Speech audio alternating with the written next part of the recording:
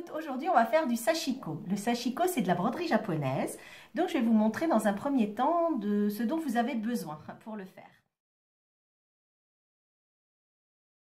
Donc il vous faut un tambour, il vous faut aussi du fil à sashiko, donc c'est du fil un peu spécifique, mais si vous n'en avez pas, vous pouvez prendre du fil DMC et vous prenez 3 brins au lieu des 6 brins. Voilà, ça vous donnera un petit peu d'épaisseur pour votre broderie.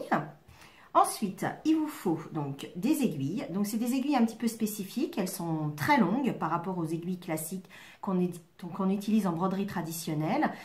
Et elles sont plus simples en fait pour faire le point. Après, vous pouvez le faire effectivement avec une aiguille classique. C'est vrai que c'est quand même drôlement mieux de le faire avec ça. Ensuite, il vous faut, bon, évidemment, du tissu. Donc là, j'ai pris du lin parce que j'avais envie, voilà, c'est une bonne raison.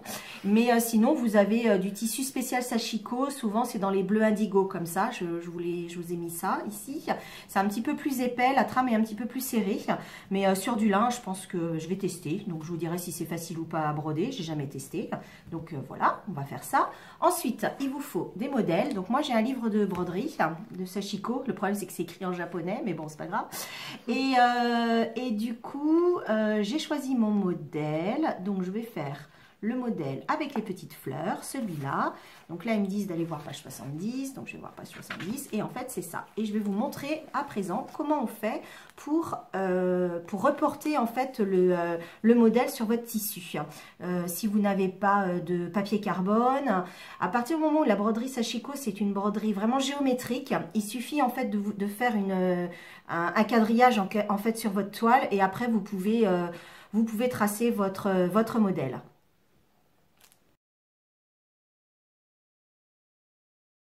Donc, on continue notre technique de sashiko. Donc, maintenant, on va copier en fait le modèle sur le tissu.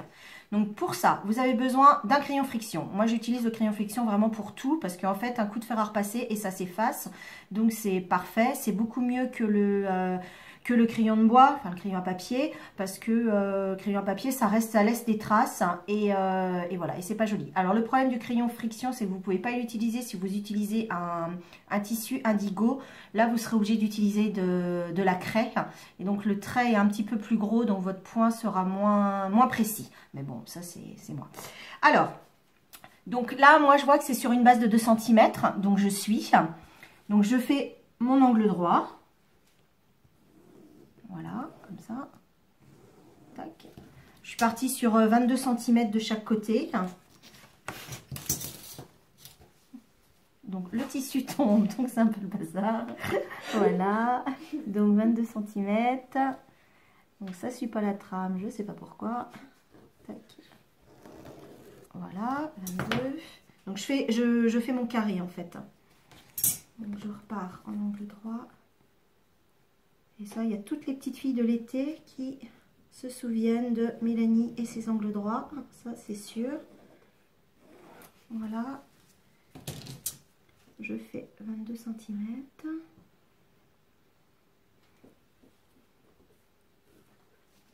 Là, normalement, je dois avoir mon 22. Oui, parfait.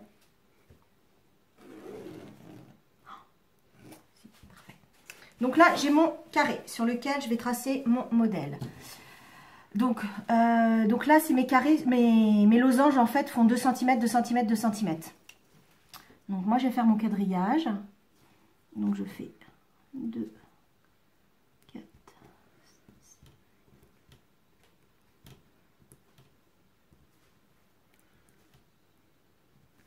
Après, cette base-là, vous pouvez vraiment l'utiliser pour vraiment tous les modèles de sashiko. Après, le sashiko, c'est juste la manière de broder qui va être différente en fonction du motif que vous allez réaliser. Mais le dessin est toujours sur une base géométrique.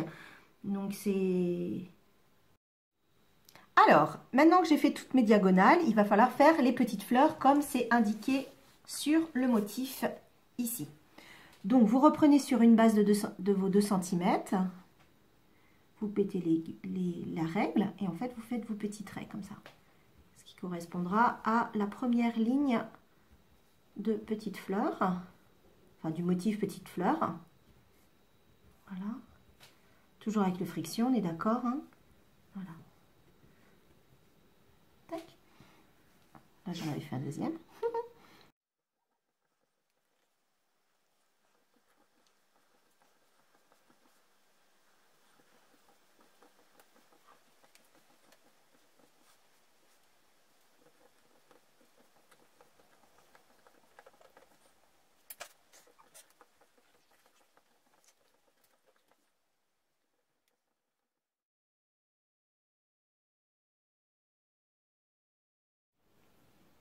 Donc voilà, j'ai terminé en fait de reproduire le modèle. Vous pouvez voir, tout le modèle est reproduit à l'identique par rapport au motif. Maintenant, on va commencer la broderie. Alors, on prend une aiguillée de fil. Donc, j'ai pris là-dessus. En général, on essaye de faire en sorte que, pour ne pas arrêter en fait au milieu d'une ligne, on essaye toujours que l'aiguillée soit un petit peu plus grande que la ligne. Chaque modèle de sashiko en fait a un schéma en fait à broder. Sur celui-là en fait il faut déjà broder tout le tour, là c'est le 1. En 2 on dit de faire les diagonales, en 3 l'autre diagonale et ensuite on fait les petites fleurs. En fait si vous pouvez regarder, vous voyez sur chaque modèle en fait il y a un système de broderie. Il suffit juste de suivre vraiment le schéma. Voilà, donc nous on va commencer. Alors moi je brode sans tambour. Maintenant celles qui veulent broder avec un tambour, ben voilà, vous installez votre tambour. Donc je vais faire l'entourage. Le sashiko en fait c'est des petits ponts. C'est tout simple, hein. C'est pas de la broderie très compliquée. Alors hop, je laisse mon fil derrière. Je fais un premier pont. Voilà. Je refais un petit pont. Et en fait, ce petit pont-là, je ne sais pas si ça on voit, je vais prendre mon fil en fait que je laissais derrière et je vais je suis un petit peu loin, je vois pas ce que je fais. Voilà, hop. Et hop, je le bloque en fait. Vous voyez, comme ça. Du coup, j'ai bloqué mon fil de derrière et je ne suis pas obligée de faire de nœud. Hop, alors, on démarre. L'avantage donc, justement, pourquoi une grande aiguille? Pourquoi c'est des aiguilles spécifiques? Tout simplement parce qu'en fait, vous allez pouvoir faire plein de petits ponts directement, comme ça, sur la même aiguille. Il faut absolument que vos petits points, en fait, on appelle ça des points de riz. En fait, il faut que ça soit la grandeur d'un riz, d'une petite graine de riz. Donc, je tire, hop, voilà, et je détends. Voilà, et je continue. Et ça, je vais faire ça tout autour de ma broderie. Et voilà, et là, vous savez faire du sashiko. Vous voyez, c'est pas très compliqué. Voilà, comme ça.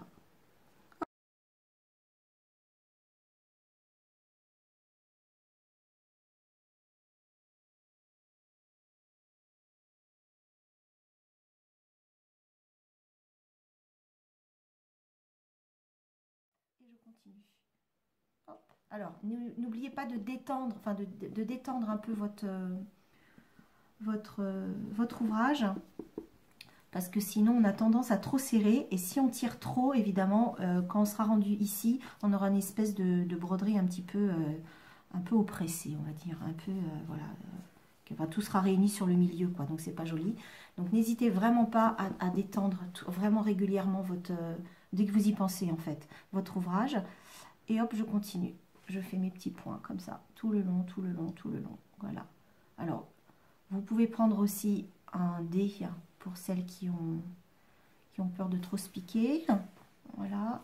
Hop. Bon, alors celui-là est un peu grand, vous voyez. C'est pas top. Hein. Bon, c'est pas grave. C'est juste pour vous montrer. C'est mon exemple. Ben, de toute façon, voilà. On voit là, c'est celui que j'ai fait il y a très longtemps. Ben voilà, en fait, là, c'était que des rosaces, en fait, qu'il fallait que je fasse. Je n'ai pas fait fleur par fleur, en fait. C'était comme ça, c'était ça, mes chemins. Hop, comme ça. On les voit. Voilà. Et là, en fait, je continue. Alors, là, j'ai fait tout le tour. Donc, pour finir, je continue pour bien faire mon angle droit avec mon...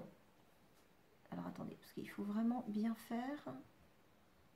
Hop, il faut, voilà, il faut que les deux pièces viennent l'une sur l'autre.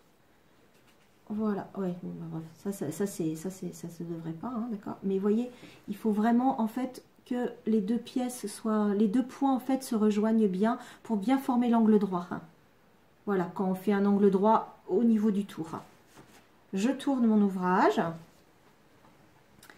Et là, en fait, pour arrêter le point, au lieu de faire un nœud, je vais passer sous les points que j'ai fait, comme ça.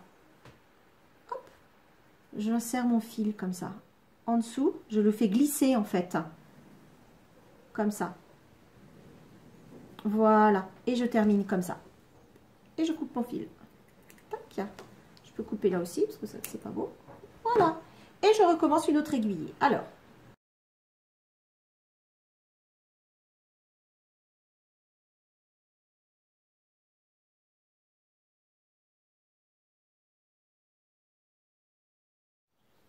donc je commence sur une nouvelle aiguillée.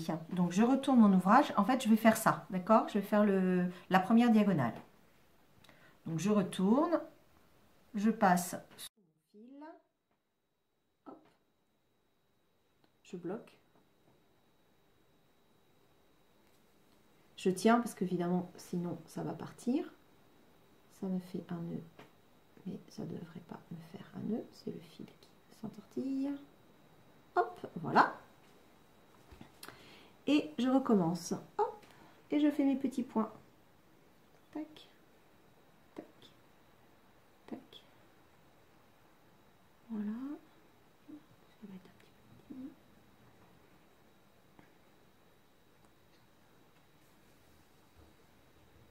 Hop, voilà. Toujours mon système comme ça. Et voilà, j'ai fait ma première diagonale. Je repars pour faire ma deuxième diagonale. Donc, je vais faire ici, on est d'accord. Donc, je retourne mon ouvrage. Voilà, et je repasse sous mes points encore. Hop. Hop. Et je repars dans l'autre sens. Hop, je tourne mon ouvrage et je refais mes petits points. Comme ça, tout le long.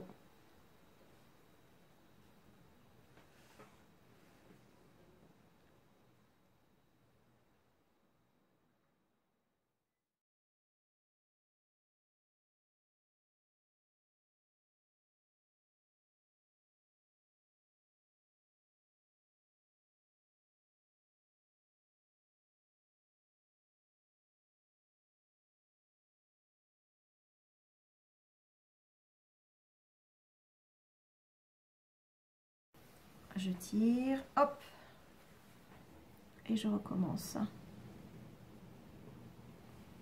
Bon, je fais mes points un peu grands, mais c'est pour que vous voyez bien. Voilà.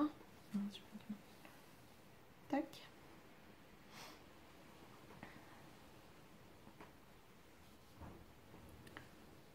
Alors, je vais pas, j'exagère, hein, mais il faut pas finir comme ça. Il faut pas qu'il y ait un... Autant dans les angles droits, c'est judicieux de le faire, mais pas là. Il faut repartir comme ça. Et hop, vous... Alors, attendez, pour mieux que vous voyez, on va faire comme ça. Hop, et donc je vais faire cette diagonale, on est d'accord. Hein.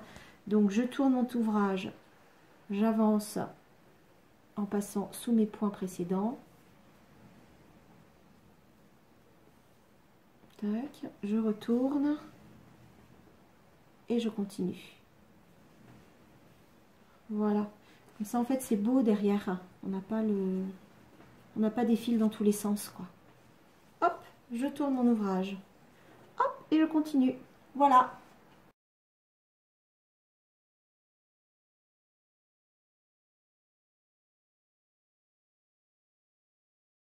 Et maintenant, je vais faire toutes mes diagonales. Donc, voilà, j'ai terminé de broder toutes les diagonales. Donc, ici, comme ça, de chaque côté. Donc, le final est comme ça.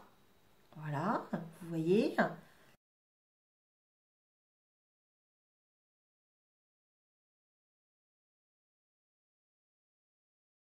Alors, où il fallait faire très attention, c'est qu'en fait, pour avoir le cœur de la fleur, il ne faut surtout pas qu'il y ait de points. Donc, chaque cœur de fleur doit être vierge, en fait, de points. Donc, voilà. Donc, ça, j'ai fait attention. Donc, c'est très joli. Je suis très contente de moi.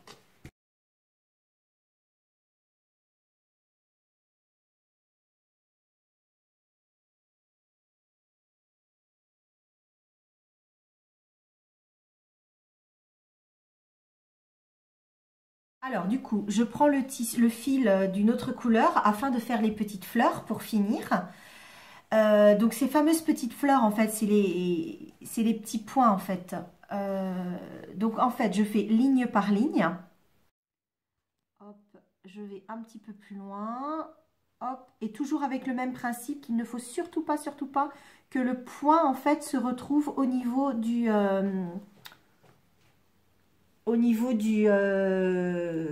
cœur de la fleur. D'accord? Donc voilà, là j'ai fini mon premier tour. Tac. Voilà. Et je redescends en bas. Et je tourne mon ouvrage. Et je refais dans l'autre sens. Donc, je fais toujours le même principe. Comme ça. Et je continue. Comme ça. Vous voyez, je fais pas mal de points en fait sur une même aiguille. Comme ça, comme ça, comme ça. Et là, je tire mon fil, hop, je détends. Et voilà. Et donc, je vais continuer comme ça pour finir tout l'ouvrage avec les petites fleurs.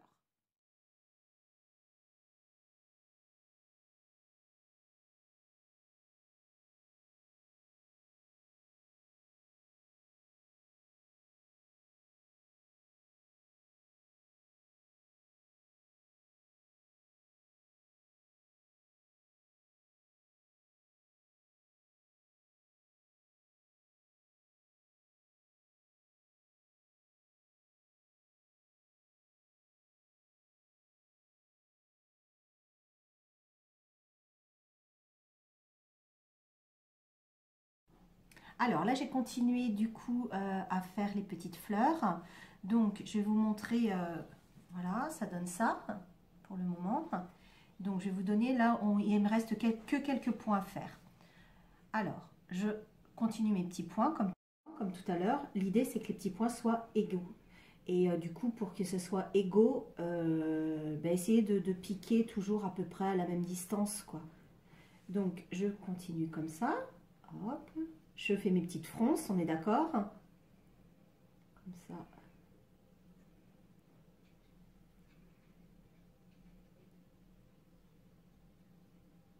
Comme ça et comme ça. Et donc là, je finis une ligne. Donc, vous voyez, j'ai vraiment mis beaucoup de points en fait sur mon aiguille, d'où l'aiguille longue, comme je me répète un peu. Je tire, et donc on est d'accord, c'est tout froncé, donc hop, je tire, je détends mon tissu. Voilà, donc là je tourne mon ouvrage et je vais passer sous les points, n'importe lesquels, il n'y a pas d'importance, hein, pour arrêter mon fil. Voilà, comme ça. Donc 2 fois, 3 fois, enfin comme vous voulez. On coupe au ras. Voilà. Et je recommence. Alors je ne sais plus où il manquait. Ici, je crois. Voilà, il en manque ici. Donc je recommence. Voilà. Je repique pour refaire un point. Toujours le même principe. Je fais mon premier petit pont. Je tourne. Je bloque mon fil comme ça. Hop. Je recommence un nouveau point.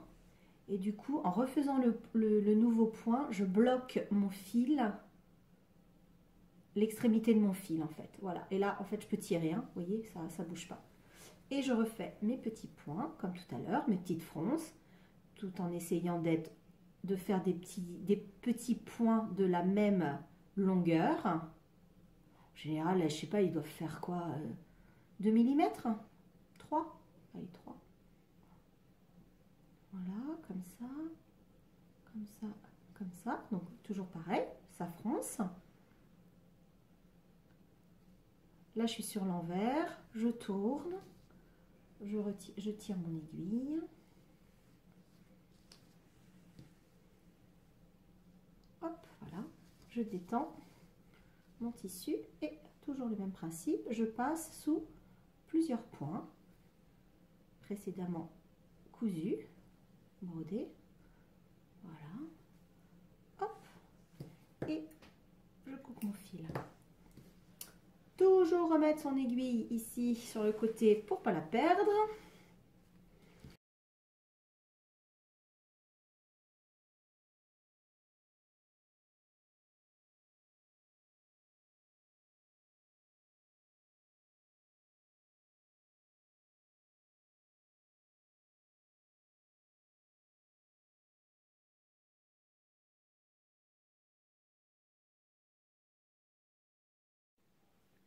Voilà, l'ouvrage est terminé. Regardez comme c'est très joli. Je suis très contente de la réalisation. Pour vraiment bien terminer, j'ai passé un petit coup de fer à repasser afin de retirer tous les traits de crayon.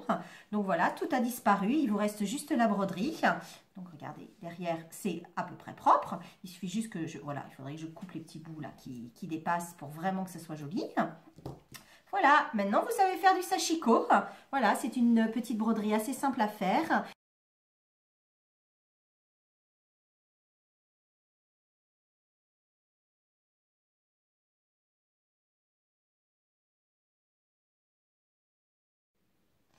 Cette vidéo vous a été proposée par la boutique Il était une fois. N'hésitez pas à poser vos questions en commentaire. Je me ferai plein plaisir de vous répondre si vous bloquez ou quoi que ce soit.